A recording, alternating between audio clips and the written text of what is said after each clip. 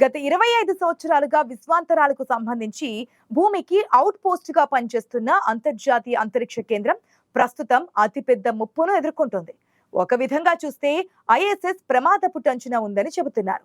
అందుకే దానిని వెంటనే ఖాళీ చేసి అక్కడ ప్రయోగాలు చేస్తున్న వ్యోమగాములను భూమికి రప్పించాలి.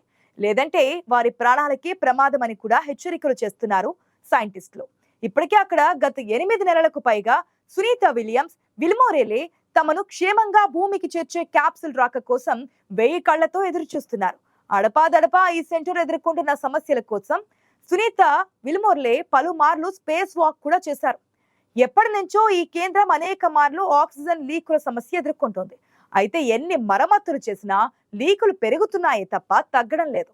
ఈ లీకులతో వ్యోమగాముల ప్రాణాలు ప్రమాదంలో పడనున్నాయా అంటే అవుననే సమాధానం వినిపిస్తోంది. అంతర్జాతీయ అంతరిక్ష కేంద్రంలోని లీక్ ను గుర్తించడంలో, సరిచేయడంలో నాసా, రష్యా అంతరిక్ష సంస్థ రోస్కోమోస్ విఫలమవుతుండడం ఆందోళనకు దారితీస్తోంది. ఐఎస్ఎస్ లో పెరుగుతున్న లీక్ ను ప్రధాన భద్రతా ముప్పుగా భావించిన నాసా వేచి చూసే ధోరణితో ముందుకు పోతోంది. ఇది వ్యోమగాముల ప్రాణాలతో చెలగాటం ఆడడమే అన్న విమర్శలు ఉన్నాయి. ఈ అలక్ష్యం నాసా ప్రతిష్టను సైతం దెబ్బతీస్తుందని అంటున్నారు. అంతర్జాతీయ అంతరిక్ష కేంద్రంలోని రష్యా జెజ్దా సర్వీస్ మాడ్యూల్ ట్రాన్స్ఫర్ టన్నెల్లో 2019లో ఒక లీక్ ను వ్యోమగాములు గుర్తించారు. దీనిని అంతరిక్ష సంస్థలు పలుమార్లు మరమ్మతు చేసినప్పటికీ ఇప్పటికీ ఆ లీక్ కొనసాగుతూనే ఉంది. ఇటీవల ఇది మరింత పెరిగింది. దీంతో మొదటి రోజుకు 0.09 కేజీల ఆక్సిజన్ లీక్ అయ్యేది. అది కాస్త 1.68 కిలోలను దాటేసింది. అంతరిక్షంలో వ్యోమగాములకు ఈ ఆక్సిజన్ వాయువు కారణంగానే సజీవంగా ఉంటూ ఉంటారు. లీకేజీ పెరుగుతున్న నేపథ్యంలో ఈ సమస్యను ప్రధాన భద్రతా ముప్పుగా నాసా ప్రకటించింది. అవసరమైనప్పుడు మాత్రమే లీకేజీ ఉన్న మాడ్యూల్కు ప్రవేశ మార్గాన్ని తెరవాలని, మిగతా సమయాల్లో మూసివేయాలని నాసా ఒక ఒప్పందానికి వచ్చింది. హాస్ తెరిచినప్పుడు ఐఎస్ఎస్ లోని అందరూ అమెరికా వైపు ఉండాలని వ్యోమగాములకు సూచించింది. తద్వారా ఏదైనా అత్యవసర స్థితి వస్తే వ్యోమ నౌకలోకి త్వరగా చేరుకోవచ్చని చెప్పింది. అయితే ఈ ప్రమాదం గురించి తక్షణం వ్యోమగాములను ఎలా తెలుస్తుంది అనే దానికి నాసా వివరణ ఇచ్చింది. ఐఎస్ఎస్ కు కాలం చేరిన నేపథ్యంలో 2031 కల్లా డీకమిషన్ చేయాలని నాసా ప్రణాళికలు సిద్ధం చేసింది. అయితే నిపుణులు హెచ్చరిస్తున్నట్లుగా అత్యవసర పరిస్థితి వస్తే బోయింగ్ స్టార్ లైనర్ లో వెళ్లి చిక్కుకొని ఇద్దరు సహా ఐఎస్ఎస్ లోని 7 వ్యోమగాములను కూడా నాసా వెంటనే వెనక్కి తీసుకురావాల్సి వస్తోంది. ఇందుకోసం నాసా వద్ద ప్రత్యామ్నాయ ప్రణాళిక సిద్ధంగా ఉంది. స్పేస్ ఎక్స్ డ్రాగన్, రష్యాకు చెందిన సోయూజ్ తో పాటు స్పేస్ క్యాప్సూల్స్ ద్వారా వ్యోమగాములను వెనక్కి తీసుకురావాలి. వీటిలో ఎమర్జెన్సీ సూట్లు కూడా సిద్ధంగానే ఉన్నాయి. కానీ అంతరిక్ష శిథిలాలు తాకి ఈ క్యాప్సూల్స్ విఫలమయ్యే పరిస్థితులు వస్తే మాత్రం ఎవరూ ఏమీ చేయలేమని నాసా అంగీకరించింది.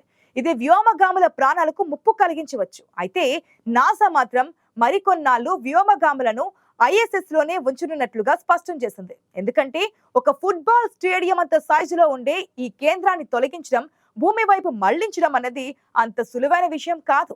నాసా మేరకు ఐఎస్ఎస్ కు 2030 నాటికి ఎండ్ కార్డు పడనుంది. 25 ఏళ్లుగా అంతరిక్షంలో వ్యోమగాములకు ఆవాసంగా ఉండి అనేక నూతన ఆవిష్కరణలకు కారణమైన అంతర్జాతీయ అంతరిక్ష కేంద్రాన్ని అమెరికా అంతరిక్ష పరిశోధన సంస్థ నాసా విచ్ఛిన్నం చేయబోతోంది. ఇందుకు గాను అంతరిక్ష కేంద్రాన్ని తిరిగి భూమికి తీసుకొచ్చేందుకు డిఆర్బిట్ వెహికల్ అనబడే ఒక భారీ వ్యోమ నౌకను తయారు చేసే బాధ్యతను ఎలన్ మస్క్ కు చెందిన స్పేస్ ఎక్స్ కు అప్పగించింది. ఇందుకోసం స్పేస్ ఎక్స్ కు నాసా మన కరెన్సీ లెక్కల్లో 7,000 కోట్ల రూపాయలు చెల్లించింది. ప్రస్తుతం దాదాపు భూ ఉపరితలానికి 250 మైళ్ల ఎత్తులో ఉన్న అంతరిక్ష కేంద్రాన్ని 2030 మధ్యలో క్రమంగా 200 మైళ్ల ఎత్తుకు, ఆ తర్వాత 175 మైళ్ల ఎత్తుకు తీసుకొస్తారు. తర్వాత అంతరిక్ష కేంద్రం నుంచి వ్యోమగాములందరూ కీలకమైన సామాగ్రిని తీసుకొని భూమి మీదకు తిరిగి వచ్చేస్తారు. అప్పుడు స్పేస్ ఎక్స్ కు చెందిన డిఆర్బిట్ వెహికల్ అంతరిక్ష కేంద్రాన్ని భూమికి మరింత చేరువుగా లాక్కొస్తోంది. భూ ఉపరితలానికి 75 మైళ్ల సమీపానికి వచ్చిన తర్వాత భూ వాతావరణంలో అధిక ఉష్ణోగ్రతల కారణంగా అంతరిక్ష కేంద్రం, డిఆర్బిట్ వెహికల్ రెండూ పూర్తిగా దహనమైపోతాయి. గంటకు వేలాది కిలోమీటర్ల వేగంతో ప్రయాణించే ఈ శకలాలు దాదాపుగా కరిగిపోతాయని, ఇంకా మిగిలిపోయే శకలాలు ఏవైనా ఉంటే అవి భూమి మీద పడే ముప్పు చాలా తక్కువని అంటోంది నాసా. కొన్ని భాగాలు మిగిలిపోయినా అవి సముద్రంలో పడేలా చూస్తారని శాస్త్రవేత్తలు చెబుతున్నారు. అంతర్జాతీయ అంతరిక్ష కేంద్రంలో ఇన్నాళ్ళు ఉపయోగించిన పరికరాలు ఇప్పుడు చాలా వరకు కాలం చెల్లిపోయినవే అవడం విశేషం. భవిష్యత్తు ప్రయోగాలకు సరిపడే సౌకర్యాలు కూడా ఈ స్పేస్ స్టేషన్ లో లేవు. పైగా ఇందులో నుంచి గ్యాస్, కూలెంట్ వంటివి గత కొన్నేండ్లుగా ఆగకుండా లీక్ అవుతున్నాయి.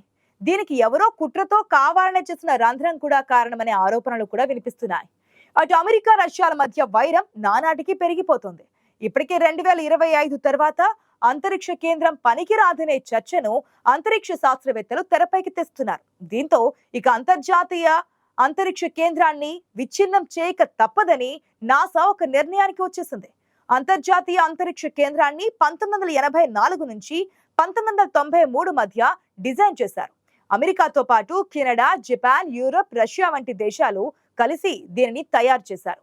1998 నవంబర్ 20వ తేదీన భూమి నుంచి ప్రయోగించారు. ఐఎస్ఎస్ నిర్మాణానికి అప్పట్లో మన కరెన్సీ ప్రకారం దాదాపుగా 8 లక్షల కోట్ల రూపాయలు ఖర్చు చేశారు. 2000 సంవత్సరం నుంచి ఇది అంతరిక్ష ప్రయోగాలకు కేంద్రంగా, వ్యోమగాములకు ఆవాసంగా సేవలు అందిస్తోంది. ఇప్పటి వరకు 19 దేశాలకు చెందిన 244 మందికి పైగా వ్యోమగాములు అంతర్జాతీయ అంతరిక్ష కేంద్రానికి వెళ్లారు. దీని మొత్తం బరువును తూకం వేస్తే 4,20,000 కిలోగ్రాములు తూగుతోంది. అంటే సుమారు 300 కార్ల బరువు ఎంత ఉంటుందో అంతటి బరువు ఉంటుందన్నమాట. దీనిని చూస్తే ఇంత పెద్ద పరిమాణం గల నిర్మాణాన్ని భూమి నుంచి ఆకాశంలోకి ఎలా తెచ్చారన్న అనుమానం రాకుండా ఉండదు. భూమిపై ఇప్పటి వరకు తయారైన మానవ నిర్మాణాలకు అయిన ఖర్చులో ఇదే అత్యంత ఖరీదైనది కూడా. ఈ మొత్తం నిర్మాణానికి ఇప్పటి వరకు $150 బిలియన్ ఖర్చు చేశారు. ఇంకా చేస్తూనే ఉన్నారు.